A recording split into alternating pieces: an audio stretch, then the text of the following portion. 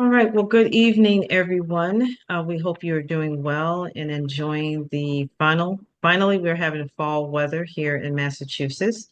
Thank you for joining us. My name is Sister Anna Muhammad. I'm the Food Access Director for the Northeast Organic Farming Association, Massachusetts chapter. I am based here in Springfield, Mass., which is the home of the Pecumtuck people, and I am joined by Breasia Cobbins and Ryan Santiago, two of our hardworking hard driving, very dedicated youth leaders, youth agricultural scientists at the Tapley Garden here in Springfield, Massachusetts. So, Breasia and Ryan, if you just want to give a quick good evening to everyone, a good shout out, a good wave, that would be great. Hello, good evening. I'm Ryan. Good evening, I'm Breasia. All right. And you'll get to see their faces later on in our discussion. But as I've mentioned, we are working with the Tapley Garden Project, which is at Tapley Court Apartments, located in the Mason Square area in Springfield, Massachusetts, in the Bay neighborhood. It is a program for the last 6 years that has been a wonderful partnership between the Home City Housing, and the Northeast Organic Farming Association. We have had the opportunity of working with that garden, their youth, and the families that live in the apartments, going on 7 years. And for these past 2 years, our garden project has been sponsored by the Massachusetts Department of Agricultural Resources, otherwise known as MDAR. They have been a great sponsor. We're going into our third year with them sponsoring the project, and we've been very grateful for all the projects that they sponsor with NOFA Mass.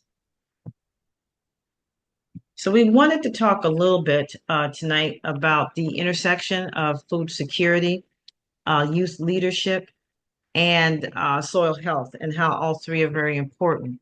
And this program with the Tapley Court Garden, we started in 2018 with Home City Housing. They approached us to help set up a garden with the families that lived in the Tapley Court apartments. 10 families came together and they actually planned out the garden. We just provided technical assistance.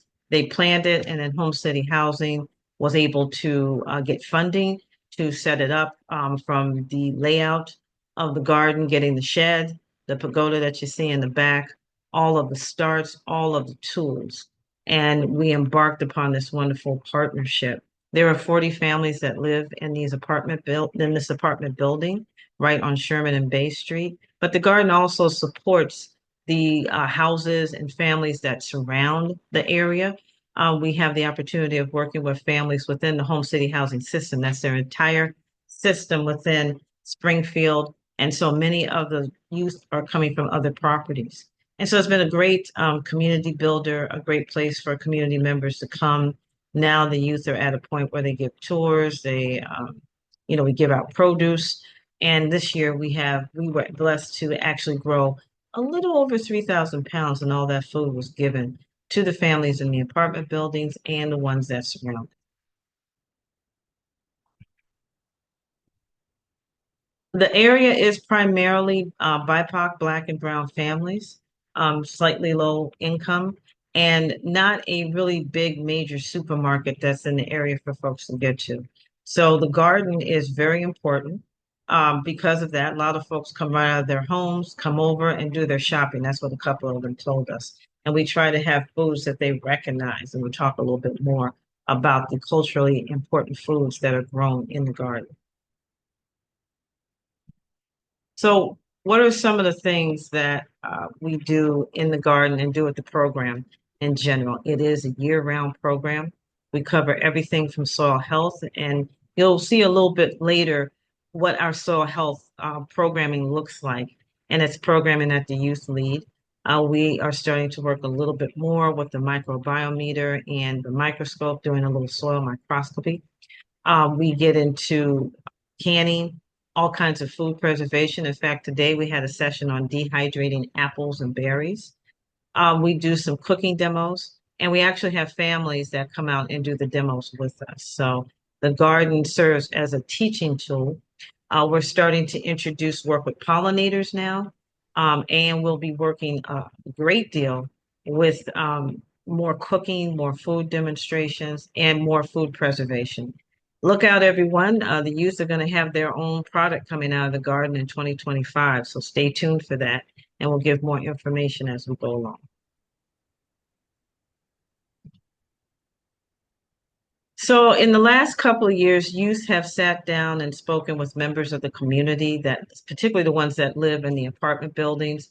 We try to have sessions where we ask them, hey, what do you want to eat? What do you cook? What do you like? What does someone else cook for you?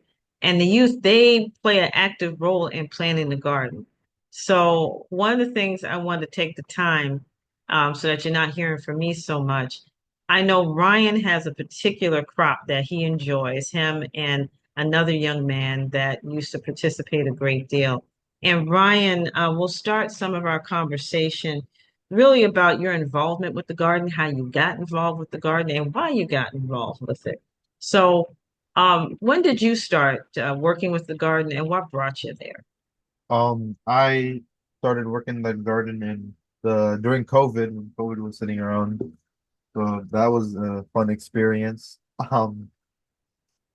What got me interested in the garden was like the types of stuff that was growing there and like how it all worked and like what the garden was about.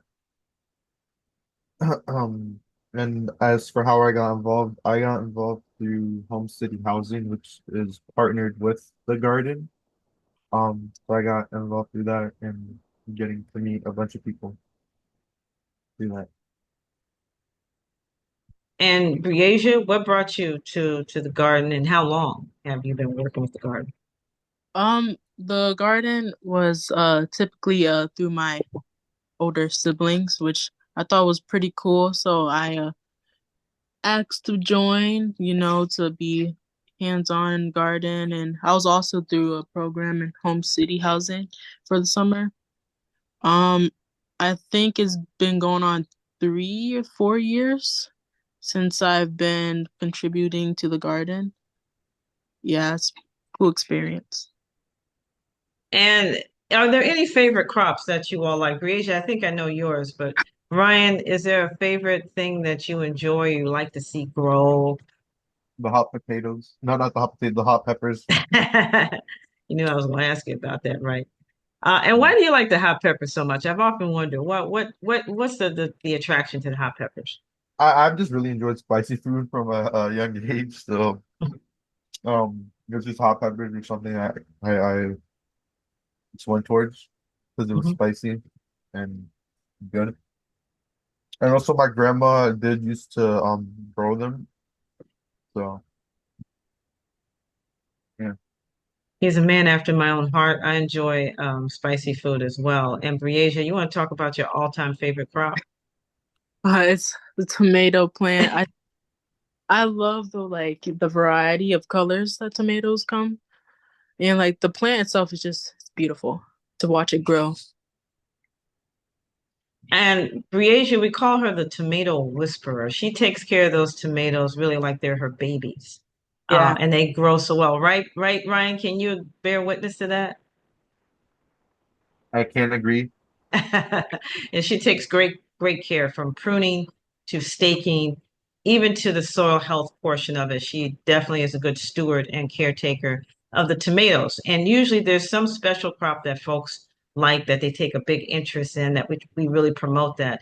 You hear Ryan with the hot peppers, which is one of my personal favorite crops. Some of the other crops that we have in the garden that are culturally important for folks cilantro, oracao for sofrito, a lot of different eggplants.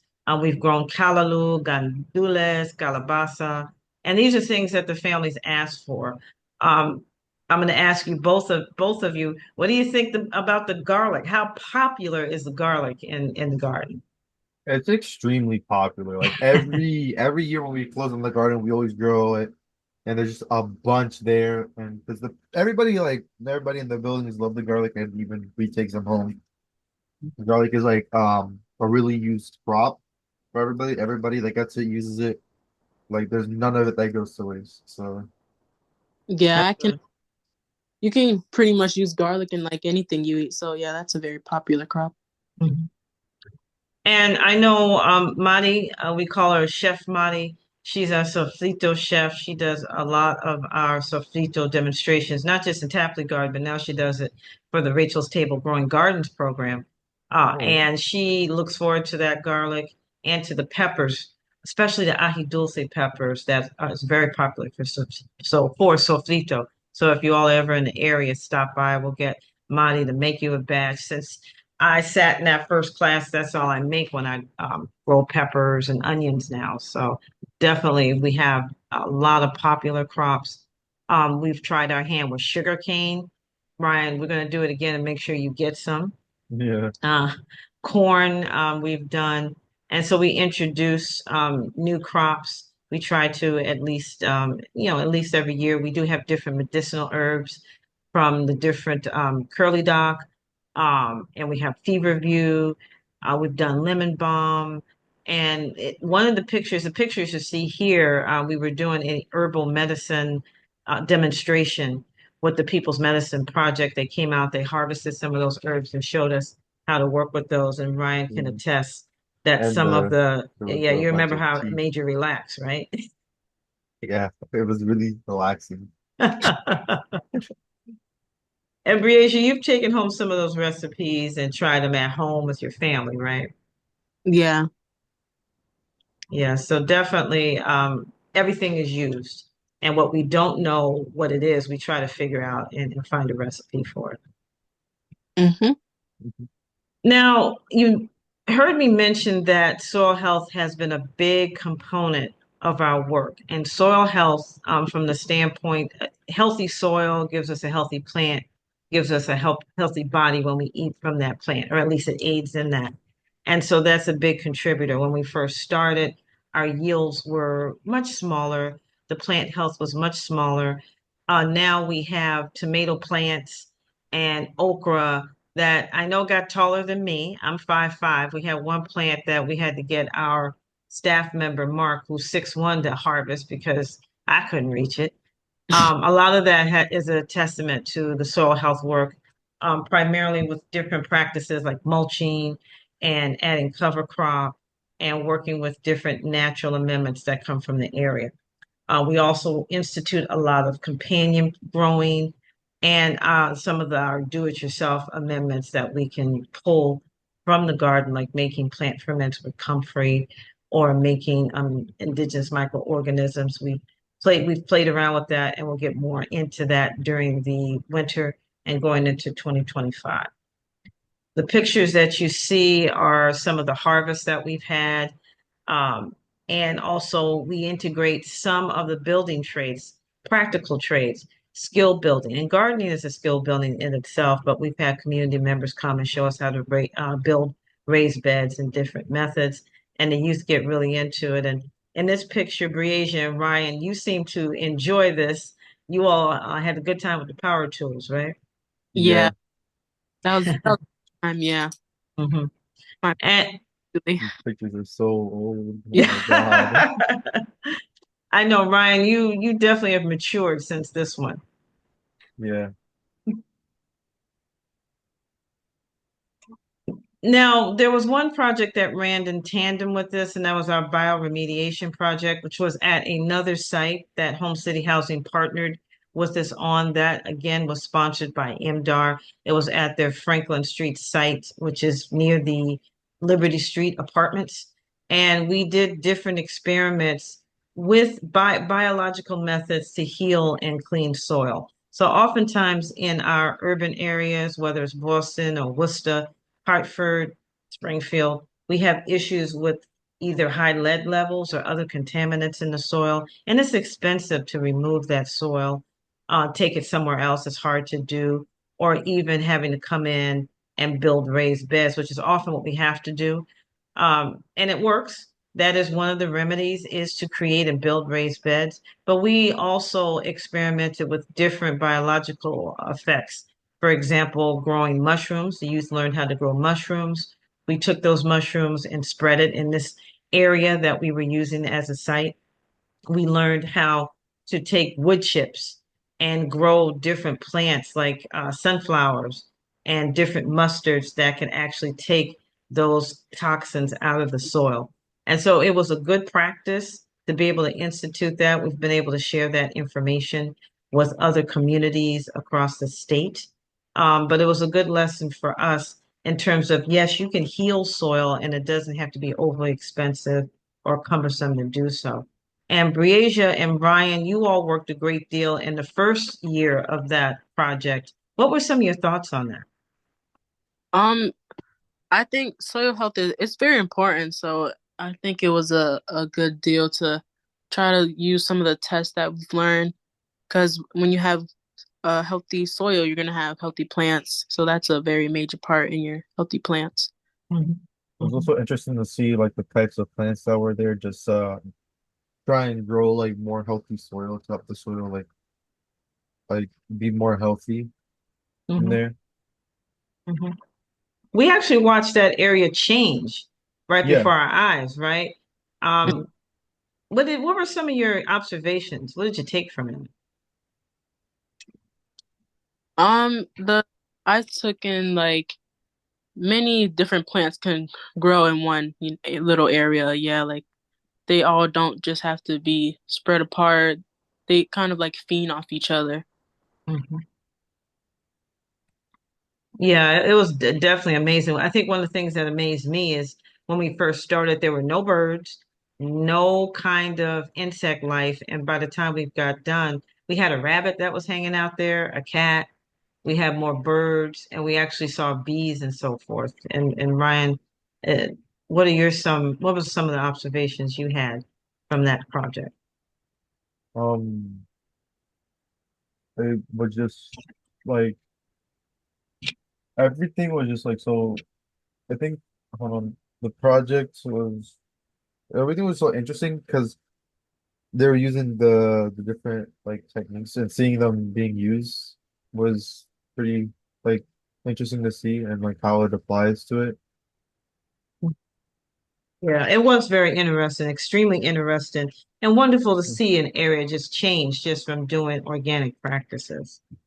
Yeah. Yeah. So, up in this picture, you see our soil health test assessment leader, Breasia, leading us through some very simple soil health test assessments. This is part of our DIY. And some of the tools, you may have these tools at home. You see a hula hoop, you see a tubing that we made into a hoop. You see some saran wrap, jar, very easy stuff that you can get. I think the most expensive thing is the white cylinder that we got from the hardware store for a couple of bucks. But that is one of our DIY soil health test assessment kits that we used.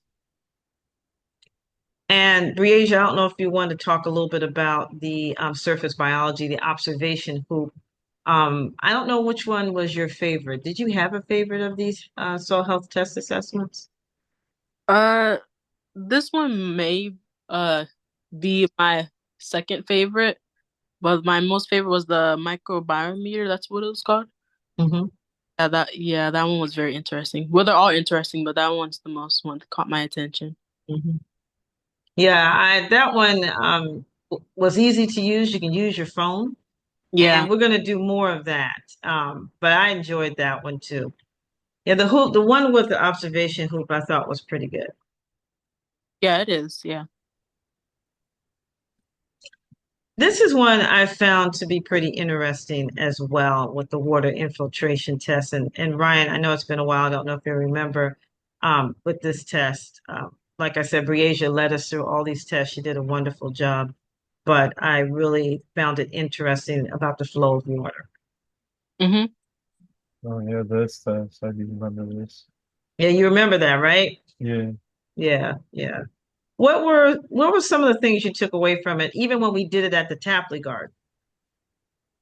I guess it's like from this to the tap, I guess it's like how fast the water went in and like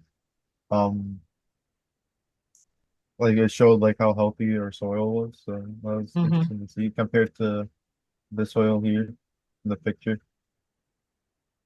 Hmm. Right, right, because it's to mimic rain and what happens with rain. And if it flows pretty freely, then, the roots are getting water in a timely fashion, but if it puddles, that might be some very tight or compacted soil. So definitely a very useful test, a test that I kind of had fun watching you all work with. Um, we also have experimented with working with some Korean natural farming, and we're looking forward to getting a little bit more into that going into 2025. What you see here is our now vice chair of the NOFA Mass board, Beyond Mersmere, who is now a trained Korean natural farmer instructor. He came out, walked us through how to make indigenous microorganisms 2 through 5, and we applied those amendments and found that in the plots that we applied it, those plants would be huge. Riaz, you remember how large those tomato plants were? They were flopping all over the place. Yeah, they were definitely huge. Yeah. And then compared to some of the other plants where we didn't put the IMO 4 and 5, they were still big, but not as big. Hmm. So definitely we can attest that just from our usage, everything was bigger. The tomatoes were bigger, the plant was bigger, everything was bigger. And so definitely these practices, they work. We can bear witness to it. Yeah. And the taste, what did y'all think of the taste of the peppers and the tomatoes and so forth? But you definitely can taste like the organicness, like it being fresh and straight out the garden. It's really Mhm. good. Yeah, and they were sweet too. Yeah. Yeah, extremely sweet. And Ryan, those peppers were pretty hot, right? Yeah,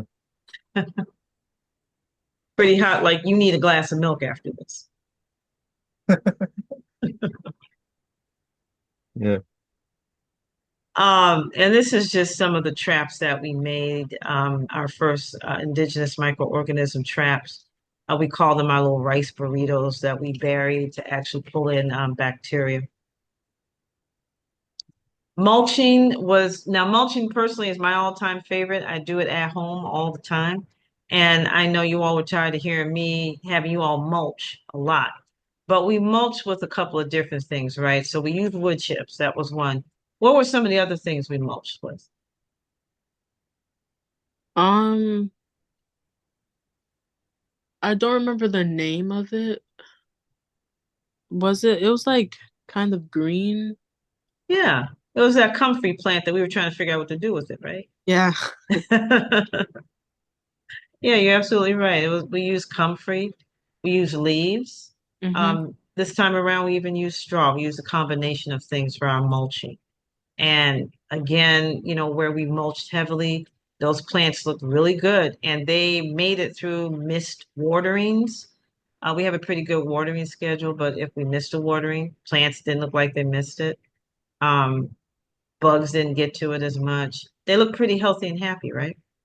Yep.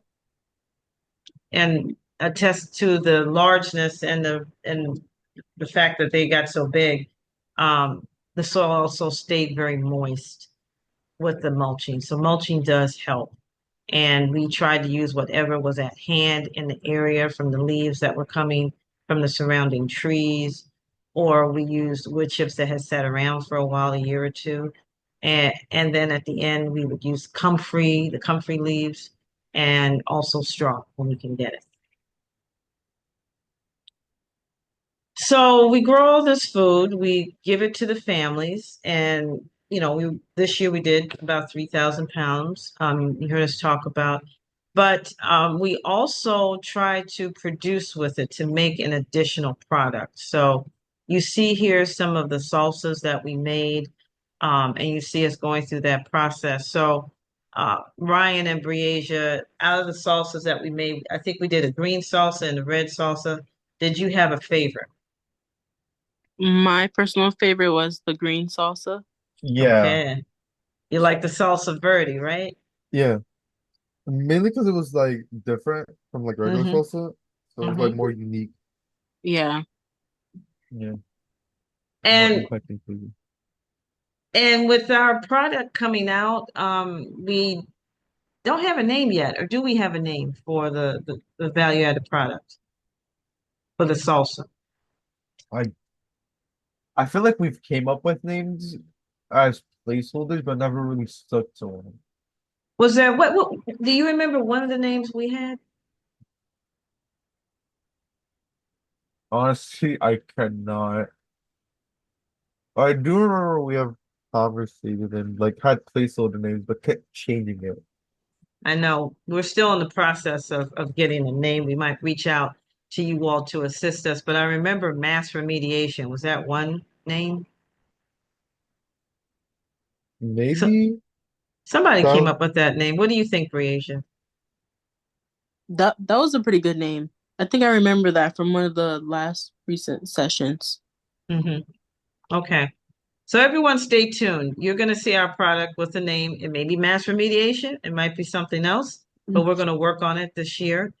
In the lower left, we do try to arrange our plots based on what people like to eat. So you heard me talk about the sofrito that everyone asked about. And folks were so excited that we could grow culantro.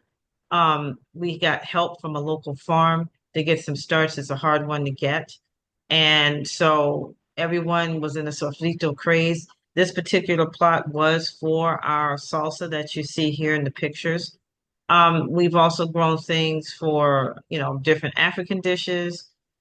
People ask about, hey, what do you have out there? So I can make sancocho, I can make gumbo. Collard greens are pretty popular. So we really try to incorporate what people are used to eating, what they cook or what someone makes for them. And I know Briasia and Ryan, you've taken home some of the vegetables, right? And someone, either you cook it or someone makes something for you, correct? Yeah. yeah. Hmm. And what is that like for you to be able to take food home, but then also see other people be able to come out and harvest? Um, it's Um, definitely a good sighting to see people like take advantage for of something that, we help grow just for families who are like who can't really afford or maybe just don't have time to get the items. It's very good sighting. I second that. Hmm. I like the term that you all use, exciting. It is exciting. And, we've talked a lot about food justice and food access and food security. And for you, what do these terms mean at this point after you've worked with the garden for a few years? To me they mean like being able to access food through a community, you know, healthy foods at most. Mhm. Hmm. Yeah. Is Um, that the same for you, Ryan? yeah, also the like people always have a place to go to get healthy foods. Mhm. Yeah, those are two key points that you all are bringing up, that they have a place to go, that when their dollar is short, they're able to go out and get something to feed their family. So those are two really, really good points. I remember during the height of COVID, one of the community members came outside and she said when she was waiting for funds to be put on her EBT card. She was grateful that she could come out and go shopping, if you will, until her HIP benefits were reloaded again. So that's a big deal that people can see this as a way to stretch their dollar, a way to access healthier food, and not having to worry about where I'm going to go if they can't get to the store. So it was definitely a big deal during the height of COVID. So, as we begin to wind down in our discussion, and I'm grateful to have Briasia and Ryan here with me. They are our two leaders of our group, in terms of just their integrity, but their hard work and desire to want to be stewards of the community. And it really keeps myself and Manada and the rest of our food access staff just engaged and working right along with them. But one of the points, and I mentioned what happened early in the pandemic, but now seeing it come full circle where we can bring in a little bit of entrepreneurship in it, adding things on wellness and mental health that will be coming up, continuing the food preservation and developing the value added product, and as well as the community building. It's a great thing to see community members come in and also take the lead, with Madi now being a food demonstration expert. and other families that have stepped up to say, hey, we want to get involved, and other community members that want to come and volunteer. And we are always looking for volunteers and for people to join us on this road. And so if it's something that you're interested in, if you want more information, if you just want to come down and see what we're doing, you're always welcome. Now that we're into the fall and winter, we have put the garden down. We did our last thing, which is plant garlic, and we're starting our preparations for next season. We're doing more food preservation. So we're in our dehydration sessions, learning how to dehydrate different fruits and vegetables, moving more into canning, and now adding pressure canning. And then adding the microbiometer. Breasia, you heard what she says. She likes that one. She's going to be an expert.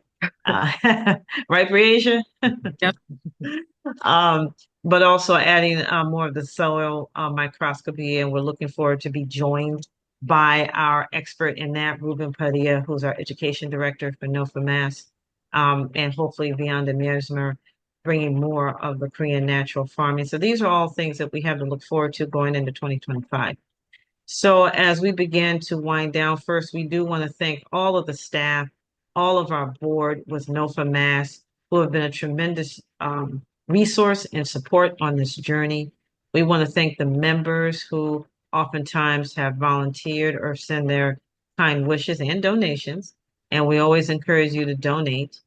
We also want to thank our partner, Home City Housing, who approached us, locked arms with us, and have together we have really looked and watched this program blossom along with all of the youth that have gone through it. And then to our partner, MDAR, our sponsor, the Massachusetts Department of Agricultural Resources, that stepped up to help fund these last 3 years. And so we will have more to talk about at our winter conference, which will be at UMass Amherst, February 1st. You'll see this same group. They'll talk more about their experiences. We might do a sofrito making demonstration or a salsa making demonstration. We encourage you to register. You can go to our website, nofamas.org, when you're ready to register. But please come out and join us, meet some of the youth. We'll have a few more in addition to Breasia and Ryan. Also, again, if you want more information on our food access programming, we work with the Open Pantry, Social Services Center, and ROCA. We have a garden with them. We support and provide technical services to the Growing Gardens program of Rachel's Table. And then we've worked with ITY, Inspiring Today's Youth, in Boston, in the Roxbury area. So please ask us about any of our programs, get involved, don't hesitate to reach out.